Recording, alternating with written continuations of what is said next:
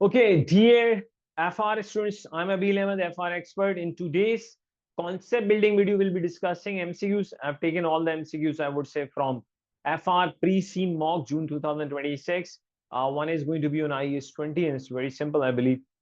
For example, let's say ABC company has received the government grant against a depreciating fixed asset. Okay, now it is up to ABC company either to treat that government grant like a deferred income treatment or deduct that grant against the carrying amount of that property, plant, and equipment. Any one of the method and could be chosen by the company, and that will be considered as accounting policy of the organization. For example, out of these two, one method organization has opted, that is your accounting policy.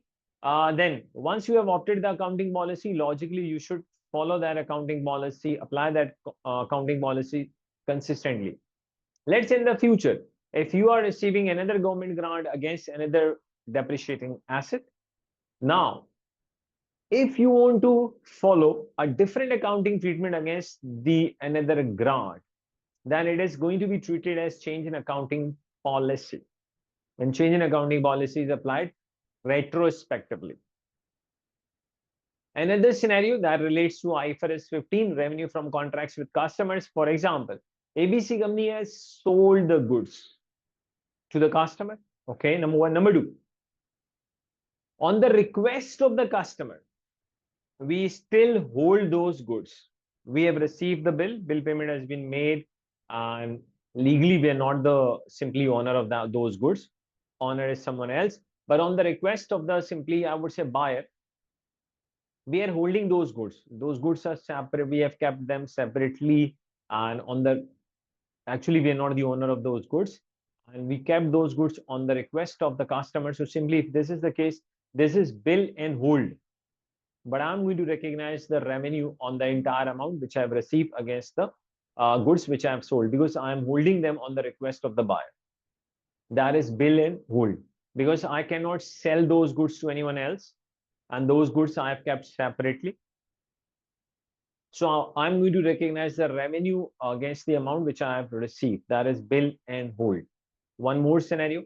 If one of my customer is going to be bankrupt, and let's say before authorization of financial statements, we got the news that customer is now actually bankrupt. But that customer was facing a severe, I would say, financial crisis for several months. If this is the scenario, we will consider this as an adjusting event, because logically on SOFP date, there was the condition was existed on SOFP date that one of customer is going to be bankrupt. And now we have received the news before the authorization of financial statements. So this is treated as an adjusting event. So these are the different scenarios from different, I would say, IAS and IFRS on which MCQs they appear in June 2026 pre-seen mock. Now let me share the MCQs with you, and then we'll be attempting together. Okay, one by one, just a minute. Why? Okay, I hope you can see this. Student, these MCQs we have taken from FR Pre-Seen Mock June 2026. Which of the following is correct? Statement is correct. On this is the first. Okay. On January X1, Coral Company received a government grant to part fund the purchase of depreciating asset. Coral Limited recognizes the grant received as deferred income. Recognize grant in the year ended 31st December X1 and X2. In the year ended X3, Coral received another grant. It then decided that government grant related to asset should be presented net of against the carrying amount of the asset, and this provides more useful information to the investor. If this is the case, that is change in accounting policy, because the presentation has been changed. Change in the presentation is treated as change in accounting policy, and change in accounting policy you have to apply retrospectively. The presentation of grant received in X1 should not be changed. The new presentation method should be applied only to this. Incorrect. The change in presentation is a change in accounting policy. Yes. Prior year adjustment should be reported in the statement of change in equity in X3. That is perfectly fine. So logically, B is the right answer. it is change in accounting policy. Second, change in accounting policy is applied retrospectively. So there's going to be a prior period adjustment in the statement of changes in equity against the opening retainer note. So let's move. How should Eagle treat the bankruptcy of the customer when preparing X4 financial statements? On 31st December, X4 Eagle drafted a statement of financial position reports net asset of $4 million. Wow. Included in this is a receivable of 20,000 from a customer who entered bankruptcy on 20th January X5. The customer had been suffering from financial difficulties for several months. So it means on SFP date, that condition was there that one of your customer is going to be bankrupt. However, Eagle Limited was unaware on this date, December X4. The Eagle company's financial statement are authorized, so logically it is an adjusting event. Now you might be asking, sir, we did not have any information. You are forgetting one thing, that your client was suffering financial difficulties. So basically, on the year end December X4, your company, this information was there that customer is actually going to be bankrupt. So since it was existed on SFP date, this information was existed on SFP date that this customer is going to be bankrupt. So, and after SFP date, now you got the information the customer is bankrupt. It's an adjusting event. That does not matter that you cannot say that my company did not have any information about this. You're forgetting one point. Your company did not have, let's say, information about this, but your customer was facing financial, I would say, difficulties for several months. So it means on SOFP date, that information, that condition was existed on SOFP date. So later on, there is just an evidence, yes, the customer is bankrupt, but on SOFP date, that condition was there, that customer is going to be bankrupt. That is why it is an adjusting event. An adjusting event by recognizing impairment loss in relation to the receivable amount and and a corresponding expense. So logically, A is the answer. Non-adjusting event is incorrect. An adjusting event recognizing impairment loss in relation to receivable amount and corresponding reduction in revenue, incorrect. Is not a non-adjusting event, it is an adjusting event.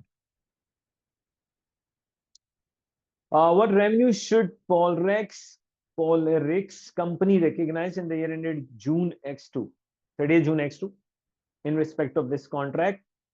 In May X2, Polrex company sold temperature controlled medical supplies to Midline company for $50,000. Wow. Offering 12% prompt payment discount, which had expected Midline company to take advantage of. Midline company did not have sufficient specialist storage facility, therefore requested Polrex company to retain the goods until they were needed. Okay. Polrex company agreed to this arrangement, stored Midline company's goods separately in its secured warehouse separately. The goods were ready for immediate delivery at Midline company's request. By Polrex company's year-end 30th June X2, 25% of the goods had been delivered to Midline company. As expected, Midline company paid Polrex 25th June X2, taking advantage of prompt payment discount 12%. How much revenue will be recognized by the year end? So we'll take 50,000. After deducting a 12% discount, I'll take 88% of this. If I take 88% of this, students, I'm getting 44,000. So it is a perfect example of bill and hold, because customer did not have the facility to store those goods. And on the request of the customer, we hold these goods. They were kept separately. And whenever Midline was asking, those goods were ready to deliver to Midline. So it is bill and hold. We'll be recognizing the revenue of 44,000 after deducting the prompt payment discount. Students, in tax company question, I've already covered. You can see a video lecture, which is already on the YouTube. You can see that. Before this video, we have already solved this in tax question. Okay. We have also solved this delta company question. You can see on our YouTube channel. We have solved this one as well. Using classification token, match the description of each financial instrument. IFRS 9. and of course IAS 32. On the left, with appropriate classification in accordance with IAS 32 financial instrument. Actually, IAS 32 exactly gives you the, I would say, knowledge of what do you mean by financial asset, financial liability, and equity instrument. Let's see. We have to match financial liability, where we have a contractual obligation to deliver cash. Let's see. Look at the third one. Redeemable preference shares that are issued is obliged to redeem at a fixed future date of a cash. So financial liability, I would say this is financial liability. Equity instrument, where we do not have any obligation to deliver cash. Equity instrument. Ordinary shares with discretionary dividend. This is your equity instrument. Irredeemable preference shares with dividend at issuer's discretion. That is also your equity instrument. Because when we say equity instrument, we do not have any obligation to deliver cash. So both are equity instrument. Compound instrument included liability and equity. So basically, when your company issues compound financial instrument, for example, a convertible bond is a compound financial instrument. Compound financial instrument will have two characteristics of debt and equity. According to IAS 32, whoever issues compound financial instrument, it is a responsibility of issuer of compound financial instrument to split that into debt and equity component. So let's find interest bearing convertible bond that can be converted to fixed number of ordinary shares or redeemed for a cash. So simply this one is compound financial instrument. So I think we have matched all of them. In accordance with IFRS 9 financial instrument, what is the carrying amount of the bond? December X5, let me tell you one thing, Mr. Whenever you have been asked a question to calculate the carrying amount of the bond, some of the students, they make mistake. How they may make mistake? Student, first you should be able to understand that when you are required to calculate carrying amount of the bond, first you should try to understand, are you facing a question on financial liability, or you are facing or you are dealing a question on financial asset? There's a possibility that I have bought compound financial instrument. If my company has purchased my company has bought bonds, my company has purchased bonds, means my company has invested in bonds. That is my financial asset. If my company has issued bonds, then it is financial liability. So sometimes students, they don't figure it out that either it is their financial asset or financial liability. They just blindly start solving the question, then they end up by making mistake. For example, if my company has issued the bond, then whatever is going to be a transaction cost, normally in case of amortized cost category, I'm going to deduct that transaction cost from the cash proceed which I've raised in case of financial liability. But if it is my financial asset, I have invested in bonds. In case of, let's say, amortized cost category, logically, whatever will be the fair value of those bonds, I will add the transaction cost. So there's a difference in the accounting if you have issued the bond, if I compare this with if you have invested in the bonds. So what I really want to say, students, whenever you are dealing a question on IFRS 9 and you are required to calculate carrying amount of bonds, first you should be able to understand either you have issued the bonds. If you have issued the bonds, it is a financial liability. If you have purchased bonds, then it is your financial asset. Let's read the question. On January X5, Zenith company paid 4,80,000 to acquire a 4-year bond with a nominal value of 5 lakhs. So 480 is your fair value. This is the nominal value we have paid. So this is my financial asset. So this is my financial asset. First of all, student, you should be able to understand that either it is your financial asset or financial liability. It is my financial asset. Interest is 5% payable in arrears at the end of each year. Interest and effective rate is 7%. The bond is held within a business model whose objective is to hold the asset to collect contractual cash flows. It means amortized cost. Then cash flows represents solely payment of principal and interest. So number one, it is your financial asset. Second, amortized cost category. So initially, I'll keep the asset at fair value plus transaction cost. I do not have any transaction cost, so I'll keep my financial asset at fair value. And the fair value is the amount which I have paid, which is 480. Now add interest income, and interest income you always take on the basis of effective rate. So in case of amortized cost category, you will be recognizing the interest income on the basis by using effective rate. And double entry, if you ask me what is the double entry of finance income, the double entry is very simple. I will debit the financial asset, I will credit interest income. So add interest income, which is 7%.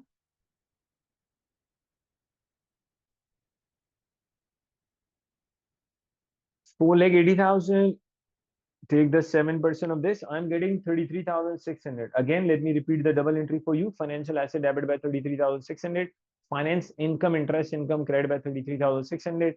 If you ask me after applying IFRS 18, where exactly we have to show this 33,600? So exactly I have to show this 33,600 in investing activities.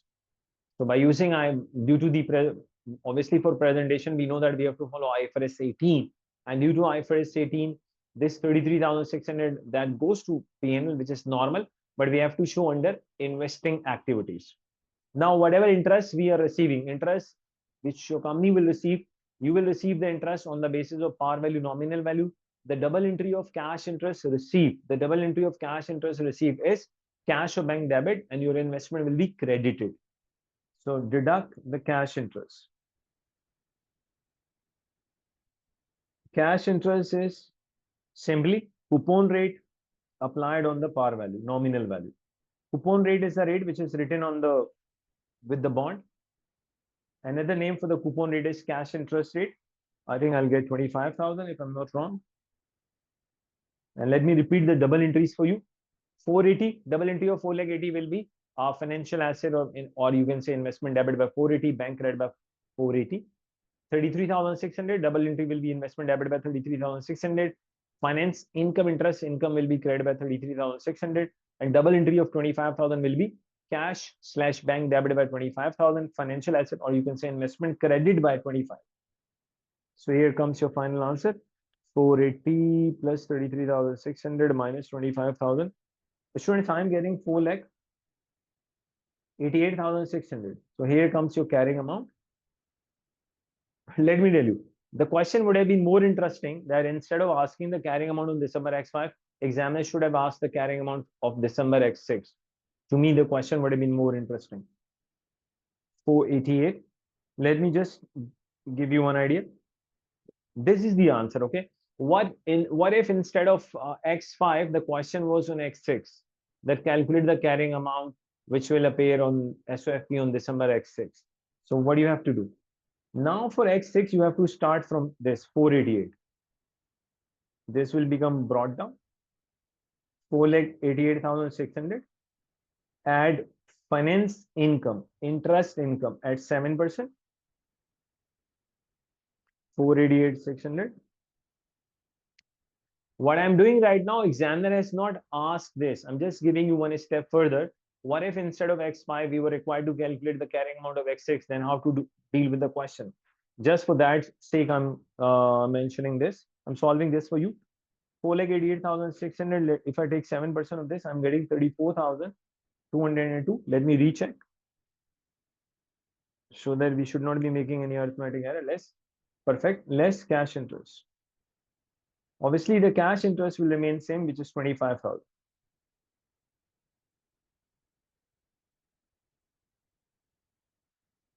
December X6 carrying amount 488,600 plus 34,202 minus 25,000. 4,97,802. Let me repeat it for you.